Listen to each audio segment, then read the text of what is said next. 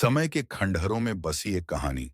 कहानी शुरू होती है 17वीं शताब्दी से, जब आमेर के शासक राजा माधो सिंह प्रथम अपने साम्राज्य को मजबूत कर रहे थे। राजा ने अपने छोटे पुत्र भगवंत दास के लिए एक नई जागीर बसाने का निर्णय लिया। अरावली की गोद में बसी यह जगह रणनीतिक रूप से सुरक्षित थी।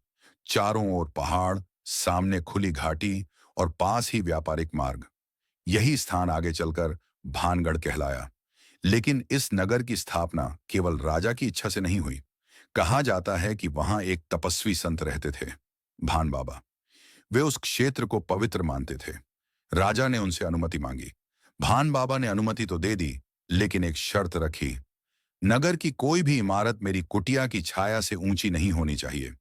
जिस दिन छाया मेरी कुटिया को ढक लेगी, उस दिन यह नगर नष्ट हो जाएगा। राजा ने इस शर्त को स्वीकार किया और इसी संत के नाम पर नगर का नाम पड़ा, भानगढ़।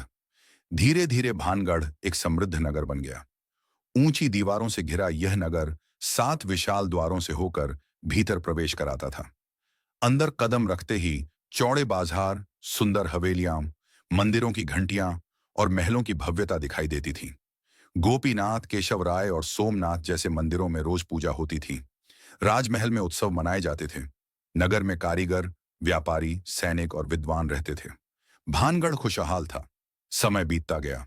राजाओं की पीढ़ियां बदलीं, लेकिन इतिहास कभी एक सा नहीं रहता।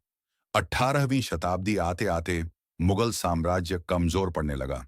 चारों ओर राजनीतिक अस्थिरता फैलने लगी। जयपुर और आसपास के राज्यों में सत्ता संघर्ष बढ़ गया। भानगढ़, जो कभी सुरक्षित था, अब बाहरी आक्रमणों और आंतरिक अव्यवस्था से जूझने लगा। कहा जाता है कि पड़ोसी राज्यों के हमले, आर्थिक गिरावट और शासकों की उदासीनता ने नगर की कमर तोड़ दी। सैनिक कम होते गए, व्यापार ठप होने लगा और लोग धीरे धीरे भानगढ़ छोड़कर जाने लगे। जो नगर कभी जीवन से भरा था, वह धीरे धीरे सन्नाटे में डूबने लगा। इसी दौर में भानगढ़ से जुड़ी लोक कथाएं जन्म लेने लगी। सबसे प्रसिद्ध कथा राजकुमारी रत्नावती की है। कहा जाता है कि वह अत्यंत सुंदर, बुद्धिमान और कला प्रेमी थी। उसकी सुंदरता की चर्चा दूर दूर तक फैली हुई थी। कई राजा उससे विवाह करना चाहते थे। कहानी के अनुसार एक तांत्रिक उसकी सुंदरता पर मोहित हो गया। उसने किसी तरह रत्नावती को वश में करने की कोशिश की, लेकिन उसकी योजना विफल हो गई। इसके बाद भानगढ़ के भाग्य ने अजीब मोड़ लिया। नगर पर विपत्तियां आने लगीं, युद्ध हुआ और अंततः पूरा नगर उजड़ गया। इतिहासकार मानते हैं कि ये कथाएं प्रतीकात्मक हैं। वास्तविक कारण राजनीतिक संघर्ष और संसाधनों की कमी थी।